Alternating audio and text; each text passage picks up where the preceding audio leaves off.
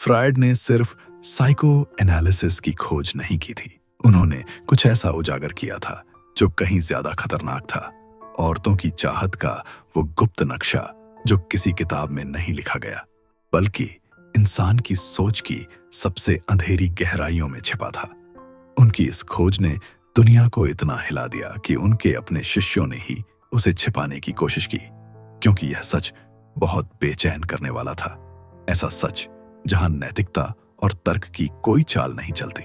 जरा सोचो, अगर मैं तुमसे कहूं कि फ्रायड के सबसे विवादित और सेंसर किए गए लेखों में एक ऐसा रहस्य छिपा है जो औरतों के व्यवहार को सबसे गहरे स्तर पर समझने की कुंजी देता है।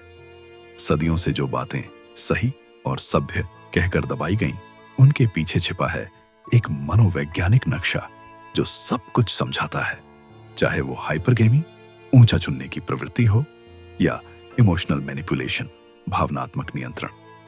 और अगर इस छिपे हुए नक्शे को समझ लेना तुम्हें प्यार, ताकत और जिंदगी में एक अनफेयर एडवांटेज दे सकता है, तो तैयार रहो, क्योंकि जो तुम अब सुनने वाले हो वो मनोविज्ञान का सबसे नंगा और सच्चा रूप है।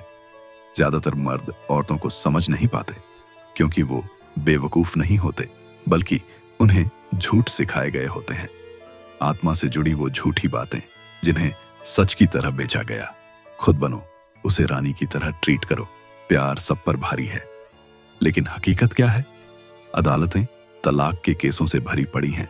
अकेलापन एक बीमारी की तरह फैल रहा है और मर्दों की पीढ़ियां ऐसे भटक रही हैं जैसे उन्हें समझ ही नहीं कि रिश्ते चलाते कैसे हैं। कभी सोचा है शायद जवाब हमेशा हमारे सामने थे, बस उन पन्नों में दबे हुए जिन्हें दुनिया ने जानबूझकर मिटा देने की कोशिश की। ज्यादातर लोग मानते हैं कि फ्रायड का सबसे विवादित काम ऑडिपस कॉम्प्लेक्स या अनल स्टेज था, लेकिन सच्चाई इससे कहीं गहरी थी। वो उनके निजी लेक्चर्स की एक सीरीज थी जिसे बाद में प्रतिबंधित कर दिया गया। वो लेक्चर्स थे औरतों की चाहत और उनके चुनाव की मानसिक प्रक्रिया पर। ये बातें आम लोगों के लिए नहीं थीं। वो गुप्त मुलाकातें थीं, वियना की मोमबत्ती की रोशनी में, जहां फ्रायड के शब्द पाप और सच्चाई दोनों का बोझ उठाए चलते थे। हर एक वाक्य ऐसा था जैसे इंसान के दिमाग का कोई मनाही वाला दरवाजा खुल रहा हो। हर एक सोच समाज की नैतिकता को चुनौती दे रही थी। फ्रायड ने औरत के अवचेतन मन को इतनी बारीकी से समझा कि आज के मनोवैज्ञानिक भी उसे पढ़कर डर जाए। वो सिर्फ व्यवहार का वर्णन नहीं कर रहे थे, वो इंसानी प्रवृत्ति की जड़ को चीर रहे थे। जो बातें खुद औरतें अपने अंदर नहीं देखना चाहती, फ्रायड ने उन्हें ठंडे दिमाग से बिना किसी रहम के कागज पर उतार दिया। लेकिन ये नोट्स आम लोगों के लिए नहीं थे। उन्हें छिपा दिया गया, दफन कर दिया गया, यहां तक कि उनके अपने शिष्यों ने उन्हें सेंसर कर दिया, क्योंकि जो उन्होंने खोजा वो तरक्की के लिए नहीं था, वो ताकत के लिए था। और ताकत अगर गलत हाथों में चली जाए तो वो इंसान की नजदीकियों के मायने बदल सकती है। फ्रायड की खोज कोई थ्योरी नहीं थी, वो एक पैटर्न था। उन्होंने देखा कि हर मुस्कान, हर चुप्पी, हर प्यार के इजहार के पीछे एक छिपा हुआ पावर का लेन देन चलता है। फ्रायड ने समझा, इच्छा, डिजायर कोई भावना नहीं बल्कि एक रणनीति, स्ट्रेटजी है। उनके एक केस ने सबका ध्यान खींचा, वियना की वुल्फ ऑफ वुमन, एक संभ्रांत महिला, शालीनता और नैतिकता की मूर्ति मानी जाने वाली। लेकिन बंद दरवाजों के पीछे वो अपने चाहने वालों से ऐसे खेलती थी जैसे शिकारी अपने शिकार से खेलता है। कभी वो रात भर मोहब्बत बरसाती तो हफ्तों तक गायब हो जाती। उसकी अनुपस्थिति एक हथियार थी और उसकी अनिश्चितता एक जादू। फ्रायड ने उसकी जड़ों को खोजा। जब वो सिर्फ 6 साल की थी, उसने अपनी मां को अपने पिता की इज्जत को धीरे धीरे तोड़ते देखा।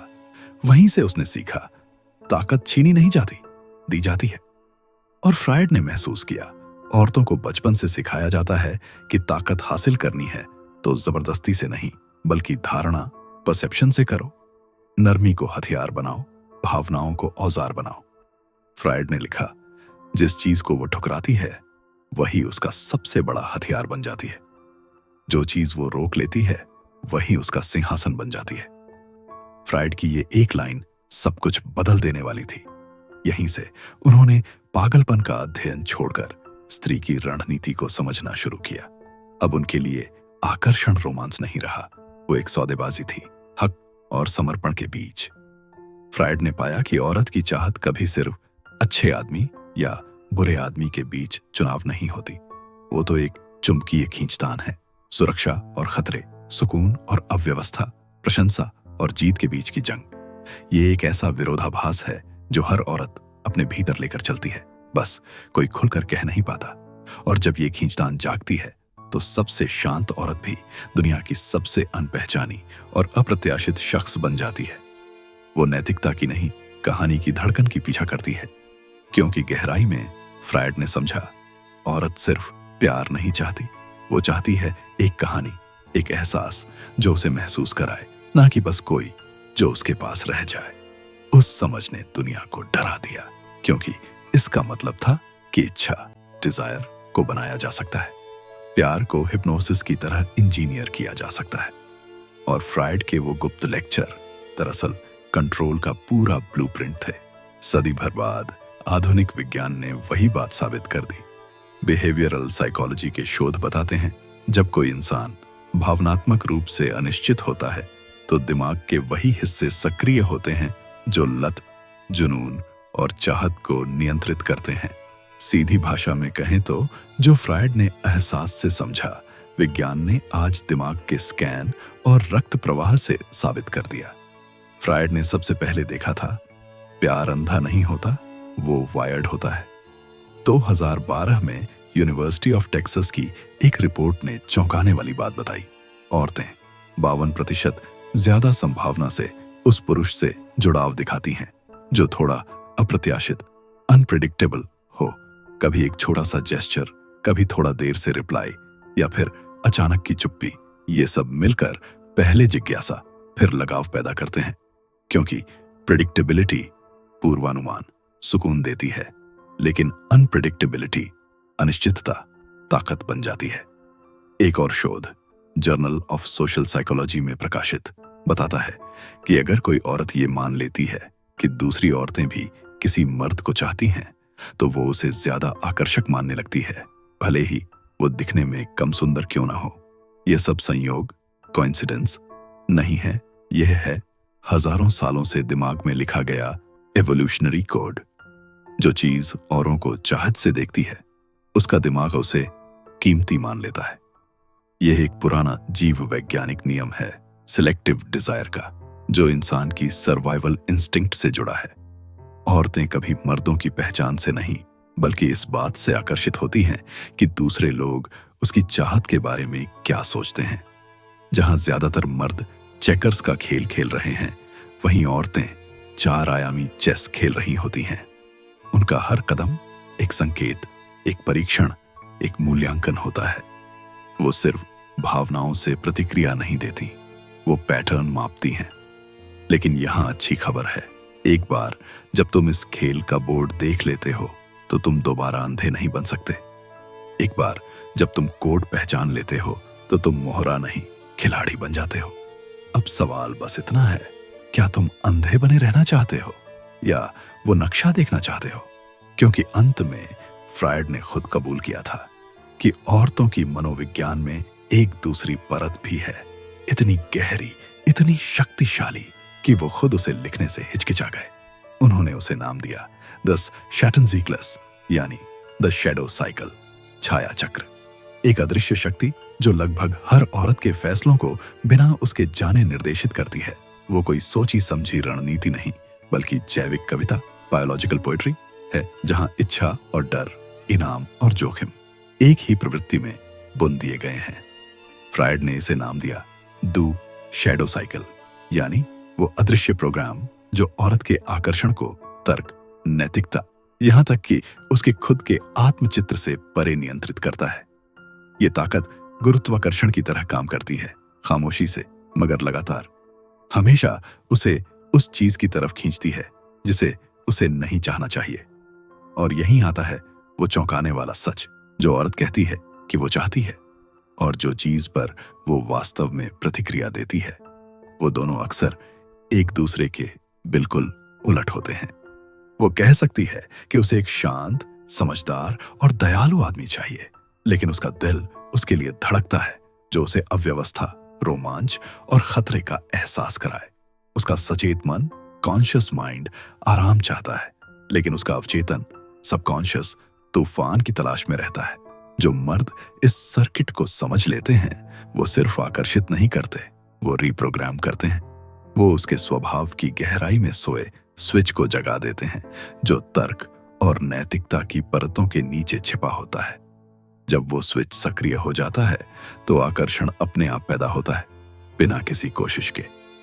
इस सिद्धांत का सबसे हैरान करने वाला उदाहरण 1901 में सामने आया, एक काउंटेस और उसके प्रेमी की कहानी में।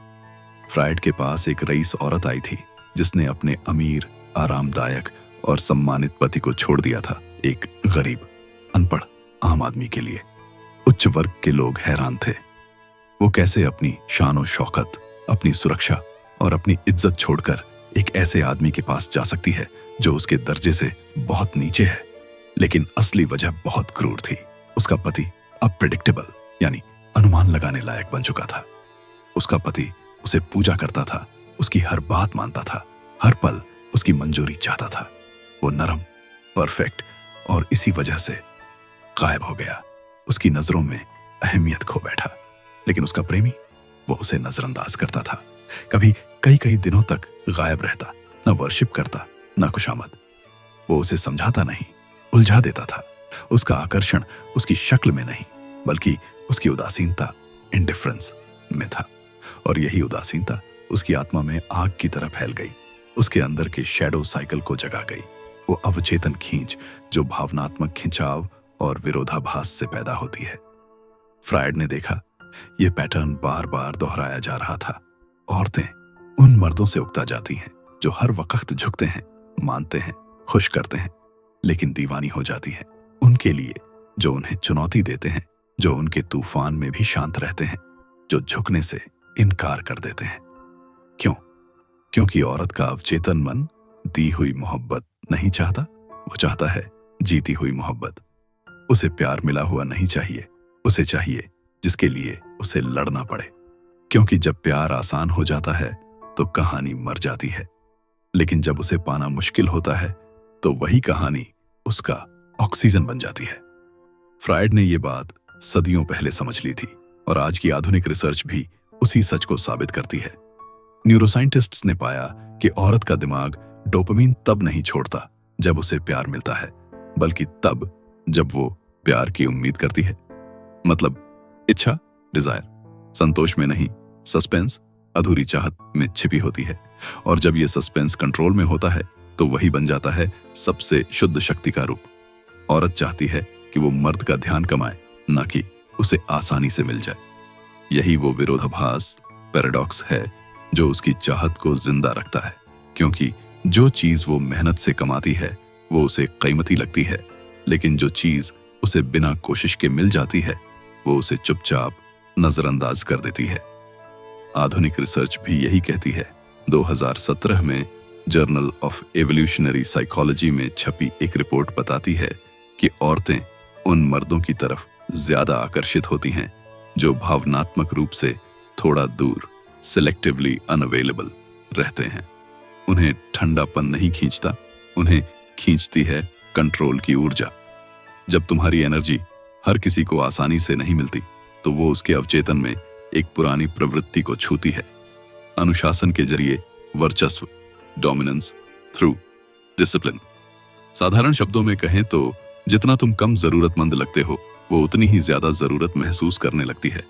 क्योंकि कमी, स्कैर्सिटी ही कीमत बनाती है, और जो चीज दुर्लभ, रेयर होती है उसे दुनिया पूजती है। लेकिन इस सच का एक अंधेरा पहलू भी है।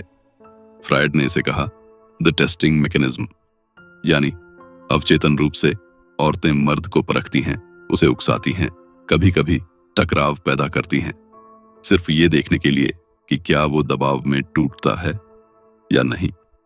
वो जो टेस्ट करती है वो क्रूरता नहीं होती, वो एक नेचुरल इंस्टिंक्ट है। वो ये जानना चाहती है कि तुम्हारा इमोशनल बैलेंस कितना मजबूत है। अगर तुम उसकी हर बात पर झुक गए, हर बार टूट गए, तो तुम उसकी नजरों में अपनी वैल्यू खो देते हो। लेकिन अगर तुम शांत रहे, स्टेबल रहे, अपने कंट्रोल में रहे, तो वही चीज उसे सबसे ज्यादा अट्रैक्ट करती है। उसके लिए तुम्हारा ये डिटैच रहना, ये स्टेबिलिटी एक तरह की ग्रेविटी बन जाती है। वो जितनी बिखरी हुई महसूस करती है, उतनी ही खींचती है तुम्हारी उस शांति की ओर। क्लियोपेट्रा ये बात सदियों पहले समझ चुकी थी। उसने जूलियस सीजर और मार्क एंटनी दोनों को अपने इशारों पर नचाया, न खूबसूरती से बल्कि अपने कंट्रोल और चालाकी से। वो उन्हें हर बार थोड़ा थोड़ा स्वर्ग दिखाती, फिर अचानक कंफ्यूजन में धकेल देती। हर बार की उसकी गैर हाजिरी उन्हें और दीवाना बना देती थी, और हर बार की वापसी उन्हें राहत देती थी। यही उसका जादू था, अट्रैक्शन और दूरी का परफेक्ट बैलेंस। सीधा सबक ये है, आज के दौर में सिर्फ अच्छा लड़का होना काफी नहीं, क्योंकि औरतें सिर्फ दया नहीं चाहती, वो इमोशनल कॉन्ट्रास्ट चाहती हैं। थोड़ी दूरी, थोड़ा मिस्ट्री, थोड़ा स्ट्रॉन्गनेस, क्योंकि वहीं से उनका डिजायर जन्म लेता है। फ्राइड को भी लगा कि उसने इंसानी इच्छा के सारे राज समझ लिए हैं, लेकिन फिर उसने खोजा एक तीसरा स्तर, एक ऐसा साइकोलॉजिकल ट्रिगर जो औरत के अंदर इतनी गहरी चाहत पैदा करता है कि वो खुद भी नहीं समझ पाती कि उसे उसकी इतनी जरूरत क्यों महसूस हो रही है। फ्राइड ने इसे नाम दिया था एडिक्शन प्रोटोकॉल। ये कोई चालाकी नहीं थी, बल्कि इंसानी चाहत को समझने की गहराई थी। वो साइंस थी उस साइकोलॉजी की जो एक औरत के दिमाग में तय करती है कि वो किसे याद रखेगी और किसे भुला देगी। 1905 में फ्राइड ने एक मशहूर ओपेरा सिंगर का केस लिखा। वो औरत सब कुछ रखती थी, शोहरत, पैसा, नाम, लेकिन एक गरीब लेखक के लिए उसने सब कुछ छोड़ दिया। वो आदमी जो उसे प्यार से नहीं, बेपरवाही से ट्रीट करता था। हजारों लोग उसे चाहते थे, लेकिन वो एक आदमी की दीवानी थी। जब उससे पूछा गया क्यों, तो उसने बस इतना कहा, जब वो मेरे साथ होता है मैं जिंदा महसूस करती हूं, जब वो चला जाता है मैं खाली हो जाती हूं। फ्राइड ने इसका नाम दिया इंटरमिटेंट रीइंफोर्समेंट, यानी प्यार को हर वक्त नहीं, कभी कभी और अनएक्सपेक्टेड तरीके से देना। उस लेखक ने यही किया। वो उसे लगातार अटेंशन नहीं देता था, बल्कि थोड़े थोड़े अनजान पल में देता था। उसकी ये अनप्रेडिक्टेबिलिटी ही एक नशे की तरह काम करती थी। और आज की न्यूरोसाइंस भी यही कहती है। 2014 की हार्वर्ड स्टडी के मुताबिक हमारा दिमाग अनप्रेडिक्टेबल रिवॉर्ड पर ज्यादा रिएक्ट करता है बजाय लगातार मिलने वाले ध्यान के। यानी डोपामाइन तब नहीं बढ़ता जब हमें कुछ मिलता है, बल्कि तब बढ़ता है जब हमें उम्मीद होती है कि कुछ मिलने वाला है। यही वजह है कि स्लॉट मशीनें एडिक्टिव होती हैं और कुछ रिश्ते छोड़ना नामुमकिन, क्योंकि उसका दिमाग अब उस अगले एहसास के पीछे भागने लगता है। अगला मैसेज, अगली झलक, अगला इशारा, अगली मुलाकात। तुम उसके लिए एक रिवॉर्ड बन जाते हो, लेकिन हर बार कब मिलेगा ये अनिश्चित रहता है। और यही अनिश्चितता उसके दिल को जुए की तरह बांध देती है। इस पूरे खेल का असली राज है रिद्म को कंट्रोल करना। अगर तुम बहुत ज्यादा ध्यान दोगे, वो थक जाएगी और दूर हट जाएगी। लेकिन अगर तुम सही वक्त पर थोड़ा थोड़ा ध्यान दोगे, तो वो तुम्हारे प्रति दीवानी हो जाएगी। क्योंकि औरत का नर्वस सिस्टम प्यार से नहीं, बल्कि तनाव और राहत के उस झूले से जुड़ता है। वो रोलर कोस्टर उसे जिंदा महसूस कराता है। फ्राइड यही नहीं रुके। उन्होंने महसूस किया कि इस इमोशनल एडिक्शन के पीछे कुछ और गहराई है। वो सिर्फ चाहत नहीं थी, वो पहचान का बदलाव था। क्योंकि जब चाहत आदत बन जाती है, तो वो प्यार नहीं रहती, वो रीप्रोग्रामिंग बन जाती है। फ्राइड ने पाया कि औरतें सिर्फ ध्यान नहीं चाहती, वो चाहती हैं इमोशन का कॉन्ट्रास्ट, गर्मी और सन्नाटा, प्यार और दूरी, मिलन और कमी का तालमेल।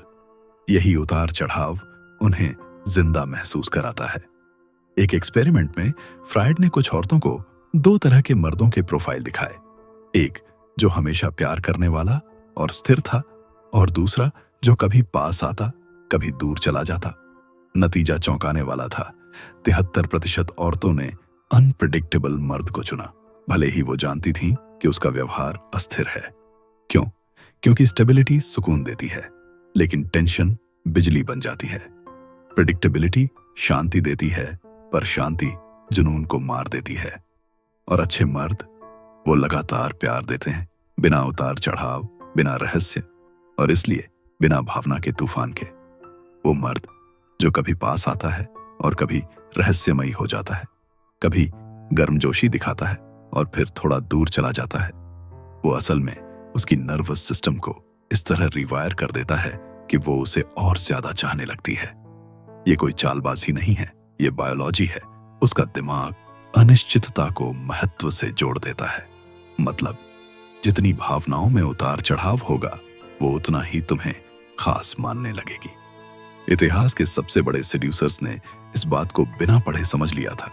कासानोवा हफ्तों के लिए गायब हो जाता, फिर अचानक एक ऐसा खत भेजता जो यादों में जलता रहता। उसकी हर गैर मौजूदगी एक तनाव बनाती और उसकी हर वापसी एक राहत बन जाती। उसकी खामोशी ने उसके शब्दों को ताकत दी, उसकी दूरी ने उसकी मौजूदगी को दिव्यता दी। नेपोलियन ने जोसेफिन को ऐसे खत लिखे जिनमें कभी प्यार था, कभी गुस्सा, कभी चाहत, कभी हुक्म। उसने उसे हर एहसास महसूस करवाया, प्यार, जलन, डर, पागलपन, और यही भावनात्मक झूला उसकी लत बन गया। अब सवाल है, आज की जिंदगी में इसे कैसे समझदारी से इस्तेमाल किया जाए। अगर तुम हमेशा उसके हर मैसेज का जवाब तुरंत देते हो, थोड़ा रुकना सीखो, खामोशी को भी अपनी भाषा का हिस्सा बनाओ। अगर तुम ही हमेशा मिलने की बात करते हो, तो अब थोड़ा अंतराल रखो, हर मुलाकात को कम करो ताकि उसकी कीमत बढ़े। क्योंकि प्यार तभी गहराता है जब वो हर बार आसानी से नहीं मिलता। रूटीन को जिज्ञासा से बदल दो, उसे सोचने दो, उसे तुम्हारी कमी महसूस करने दो। जिंदगी में इमोशनल कॉन्ट्रास्ट बनाओ, कभी गर्मजोशी दिखाओ लेकिन कभी रहस्य को सांस लेने दो। दयालु बनो लेकिन कभी ढीले मत पड़ो। वफादार रहो लेकिन हमेशा मौजूद मत रहो। उसे तुम्हारा ध्यान खोने दो, क्योंकि जब वो उसे वापस पाने की कोशिश करती है, तभी उसकी चाहत सच्ची बनती है। मकसद ये नहीं कि वो तुम्हारे इरादों पर शक करे, बल्कि ये कि वो तुम्हारी मौजूदगी को खास महसूस करे, कुछ ऐसा जो बार बार नहीं मिलता। हर गहरी मोहब्बत में एक पल आता है जब जिज्ञासा जरूरत में बदल जाती है और रुचि एक लत बन जाती है। फ्रॉइड ने इसे अपने गुप्त नोट्स में लिखा था, साइकोसेक्सुअल इम्प्रिंटिंग, एक ऐसा बंधन जो इतना गहरा होता है कि न दूरी, न तर्क, न सलाह, कुछ भी उसे तोड़ नहीं सकता। क्योंकि जब कोई भावना बार बार तीव्र रूप से दोहराई जाती है, तो शरीर उसे सीख लेता है। वो अब चुनाव नहीं रहती, वो आदत बन जाती है। वो अब तुम्हें एक इंसान के रूप में नहीं, बल्कि एक एहसास के रूप में चाहने लगती है। फ्रॉइड के सबसे डरावने मामलों में से एक में एक औरत एक ऐसे आदमी से बंध गई थी जो उसे बार बार तकलीफ देता था। उसे जाने के अनगिनत मौके मिले, लेकिन उसने हर बार रुकने का फैसला किया, क्योंकि प्यार नहीं, अब उस एहसास की लत लग चुकी थी। वो दर्द, वो चाहत, वो खोने और पाने के बीच का तूफान। जब फ्रॉइड ने उस औरत से पूछा, तुम उसे छोड़ क्यों नहीं देती, तो उसका जवाब रूह कंपा देने वाला था। जब मैं उसके साथ होती हूं, तभी मैं खुद को महसूस करती हूं। ये कोई स्टॉकहोल्म सिंड्रोम नहीं था, ये उससे कहीं ज्यादा गहरा था, एक जैविक बंधन जो भावनाओं की आग में बन चुका था। और आज की आधुनिक साइंस उस बात की पुष्टि करती है जिसे फ्रॉइड ने 100 साल पहले सिर्फ महसूस किया था। ब्रेन स्कैन बताते हैं कि प्यार और डर दोनों दिमाग के वही हिस्से सक्रिय करते हैं। इसलिए जब एक औरत दोनों एक साथ महसूस करती है, प्यार और डर, तो वो रिश्ता टूटना नामुमकिन हो जाता है। यही है इच्छा का सबसे अंधेरा रहस्य। उसे जोड़ता सुकून नहीं, बल्कि विरोधाभास जोड़ता है। MRI स्कैन अब दिखाते हैं जो फ्रॉइड ने सिर्फ महसूस किया था कि पैशनेट लव उसी दिमागी हिस्से को सक्रिय करता है जो कोकीन की लत में होता है। वही सर्किट जो उत्साह, जुनून और खालीपन पैदा करता है, जो ड्रग और एडिक्ट को जोड़ता है, वही प्यार में दो लोगों को बांध देता है। और ये बंधन किसी एक पल से नहीं, बल्कि कई गहरे भावनात्मक अनुभवों से बनता है, जहां सुख और दर्द एक साथ खुल जाते हैं। फ्रॉइड ने पाया, इंसानी दिमाग सुकून को नहीं, तूफान को याद रखता है। वो शांति से नहीं चिपकता, वो उस तूफान से जुड़ता है जिसने उसे जिंदा महसूस करवाया था। और यही प्रक्रिया शुरू होती है जिसे मनोविज्ञान में कहते हैं जस्टिफिकेशन ऑफ एफर्ट। जब कोई इंसान किसी रिश्ते में अपनी भावनाओं, अपनी ऊर्जा और अपना दर्द गहराई से निवेश करता है तो उसका दिमाग खुद कहानी बदल देता है।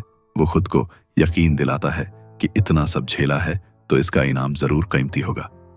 यही वो पल है जहां प्यार लत में बदल जाता है और इंसान दूसरे इंसान का कैदी बन जाता है। दर्द एक सबूत बन जाता है, प्यार का सबूत। जितना ज्यादा दर्द, जितना ज्यादा तूफान वो झेलती है, उतना ही गहरा होता जाता है उसका लगाव। 2016 में येल यूनिवर्सिटी की एक स्टडी में पाया गया कि वो औरतें जिन्होंने किसी रिश्ते की शुरुआत में तेज भावनात्मक उथल पुथल झेली, उन्होंने कहीं ज्यादा गहरे बंधन बनाए उन औरतों से जिन्होंने एक शांत और परफेक्ट रिश्ता जिया। क्योंकि दिमाग तीव्रता, इंटेंसिटी को महत्व, इंपॉर्टेंस समझ लेता है। वो एड्रेनलिन को मायने समझने की भूल करता है। फ्रॉइड ने भी कहा था, हर रिश्ते में एक पॉइंट ऑफ नो रिटर्न आता है। एक ऐसा वक्त 3 से 6 महीने के बीच जब आकर्षण सिर्फ मानसिक नहीं बल्कि शारीरिक बन जाता है। अगर कोई इस दौर को पार कर लेता है तो उसका हाजिर होना उस औरत के शरीर में एक जिंदा एहसास से जुड़ जाता है। उसकी मौजूदगी एक नशा बन जाती है। लेकिन अगर ये रिश्ता उस मोड़ से पहले टूट जाए तो फिर बाद में जितनी भी कोशिशें हों वो असर दोबारा कभी नहीं होता।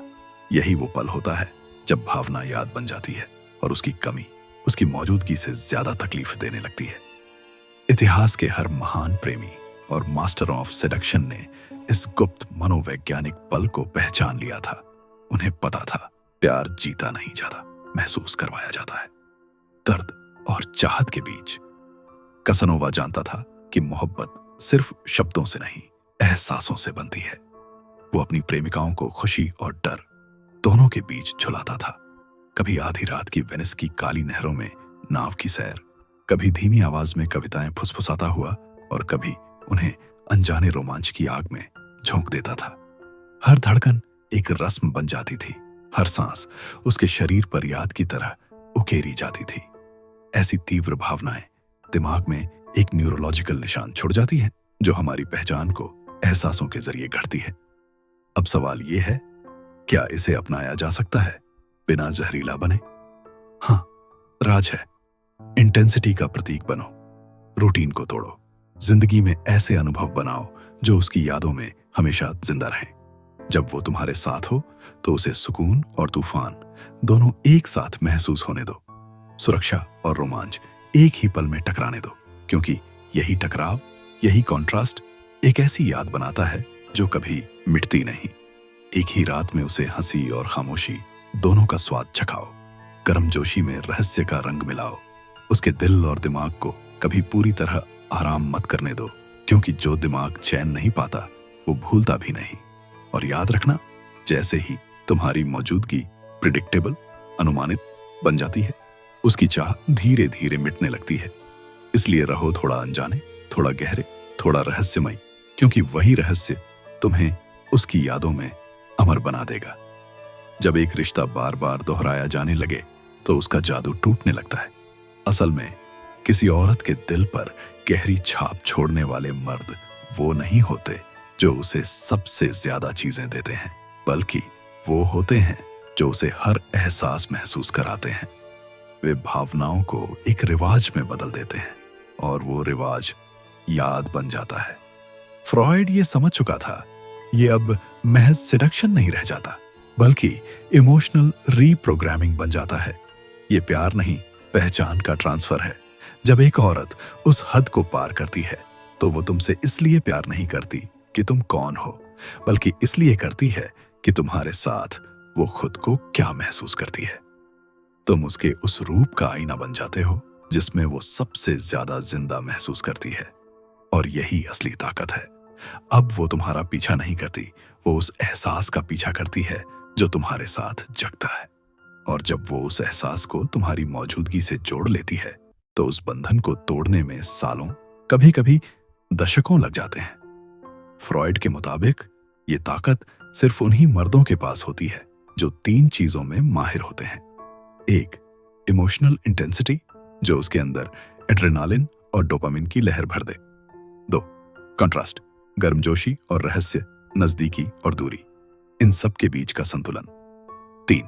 प्रेजेंस, वो सुकून भरी खामोशी जो हर पल को चुंबकीय बना देती है, क्योंकि जब तुम रिश्ते की लय को कंट्रोल करना सीख जाते हो तब तुम्हें जुड़ाव के लिए भागना नहीं पड़ता, वो खुद तुम्हारी ओर खींचता है। याद रखो, दिमाग सिर्फ वही याद रखता है जो तीव्र होता है। वो तूफानों को याद रखता है, धूप को नहीं। वो उन पलों को पकड़कर रखता है जो बिजली की तरह झंझना जाते हैं, शांति को नहीं, जुनून को। जब ये भावनाएं एक बार जग जाती हैं, फिर वापसी का कोई रास्ता नहीं होता। अब वो तुम्हें नहीं चाहती, वो उस एहसास को चाहती है जो तुम्हारे साथ जागता है। तुम उसके लिए एक इमोशनल ट्रक बन जाते हो, उसकी जिंदगी का आईना, जिसमें वो खुद को पहले से ज्यादा जिंदा महसूस करती है। और यहीं पर फ्रॉइड ने वो सच बताया जिसे आज भी समाज मानने से डरता है। हमेशा चलने वाले प्यार की कहानियां मिठास पर नहीं, तीव्रता पर बनती हैं, क्योंकि पैशन कभी रूटीन में जिंदा नहीं रह सकता।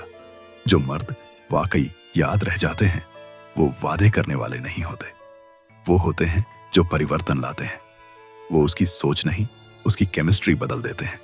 वो उसके नर्वस सिस्टम पर अपनी अमिट छाप छोड़ देते हैं। तो याद रखो, कोशिश मत करो कि तुम उसके लिए सबसे अच्छे इंसान बनो। कोशिश करो कि तुम वो एहसास बनो जिसे कोई और दोहरा ना सके। वो लम्हा बनो जिसे वो बार बार जीना चाहे। वो खामोशी बनो जो उसके जहन में गूंजती रहे, क्योंकि जब वो एक बार उस एहसास को महसूस कर लेती है तो बाकी सब उसे फीका, बेमजा और अधूरा लगता है। अगर ये बात तुम्हारे अंदर कुछ हिला गई है, अगर इसने तुम्हारे भीतर कोई सच्चाई को छुआ है, तो खुद से पूछो, क्या तुम ऐसे और सच सुनना चाहते हो? वो सच जो चुपते हैं पर जगाते भी हैं, क्योंकि ऐसी सच्चाइयां जो नकाबों को फाड़ देती हैं वो खुद से नहीं टिकती, उन्हें महसूस करने वाले लोग जिंदा रखते हैं। यहां कोई झूठी तसल्ली नहीं है, सिर्फ वो बातें हैं जो तुम्हारे विश्वासों को हिलाती हैं और तुम्हें इस आधुनिक नींद से बाहर खींचती हैं जिसमें ज्यादातर लोग जी रहे हैं। तुम इस दुनिया में आधे जागे रहने के लिए नहीं आए थे, तुम्हें वो देखने के लिए बनाया गया है जो बाकी लोग देखने की हिम्मत नहीं करते। अगर तुम चाहते हो कि ये आवाज मुक्त बनी रहे, अगर तुम भी उन लोगों में शामिल होना चाहते हो जो आरामदायक झूठों से इनकार करते हैं, तो डिस्क्रिप्शन में दिए गए लिंक पर क्लिक करो, या फिर एक आसान रास्ता भी है, इस चैनल को लाइक करो, शेयर करो या सब्सक्राइब करो। ये सिर्फ एक बटन दबाना नहीं है, ये एक बयान है, शोर के खिलाफ एक विद्रोह। हर क्लिक, हर शेयर एक झूठ के खिलाफ वार है, एक ऐसे भविष्य की तरफ कदम है जहां मर्द जागे हुए, स्पष्ट और बेकाबू हैं। वो मर्द जो आराम से नहीं, सच से जीना चुनते हैं, जो चालाकी नहीं, स्पष्टता को अपनाते हैं, क्योंकि सच्चाई ये है, सुविधा झूठ बोलती है। यहां हम अपनी आंखें खोलते हैं और साथ उठते हैं, अनुयायी बनकर नहीं, बल्कि जागे हुए दिमागों की एक आंदोलन बनकर। दुनिया तब नहीं बदलती जब मर्द ज्यादा चिल्लाने लगते हैं, दुनिया तब बदलती है जब मर्द स्पष्ट हो जाते हैं, और यही स्पष्टता तुम्हारी क्रांति है।